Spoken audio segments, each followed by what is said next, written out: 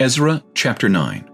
When these things were done, the leaders came to me saying, The people of Israel and the priests and the Levites have not separated themselves from the peoples of the lands with respect to the abominations of the Canaanites, the Hittites, the Perizzites, the Jebusites, the Ammonites, the Moabites, the Egyptians, and the Amorites.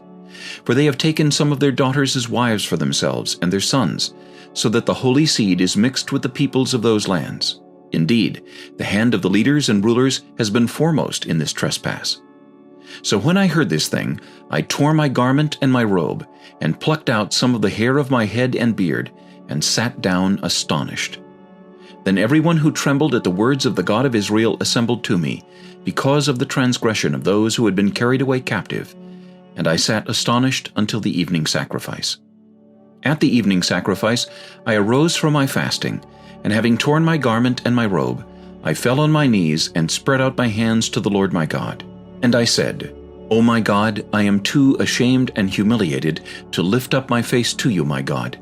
For our iniquities have risen higher than our heads, and our guilt has grown up to the heavens.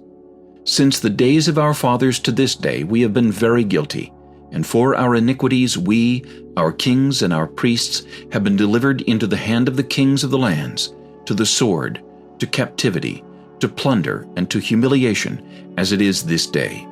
And now for a little while grace has been shown from the Lord our God to leave us a remnant to escape, and to give us a peg in his holy place, that our God may enlighten our eyes, and give us a measure of revival in our bondage. For we were slaves, yet our God did not forsake us in our bondage, but he extended mercy to us in the sight of the kings of Persia, to revive us, to repair the house of our God, to rebuild its ruins, and to give us a wall in Judah and Jerusalem. And now, O our God, what shall we say after this? For we have forsaken your commandments, which you commanded by your servants the prophets, saying, The land which you are entering to possess is an unclean land, with the uncleanness of the peoples of the lands, with their abominations which have filled it from one end to another with their impurity. Now therefore, do not give your daughters as wives for their sons, nor take their daughters to your sons, and never seek their peace or prosperity, that you may be strong and eat the good of the land, and leave it as an inheritance to your children forever. And after all that has come upon us for our evil deeds, and for our great guilt, since you, our God, have punished us less than our iniquities deserve, and have given us such deliverance as this, should we again break your commandments and join in marriage with a people committing these abominations? Would you not be angry with us until you had consumed us, so that there would be no remnant or survivor?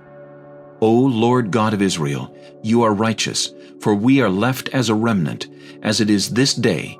Here we are before you, in our guilt, though no one can stand before you because of this.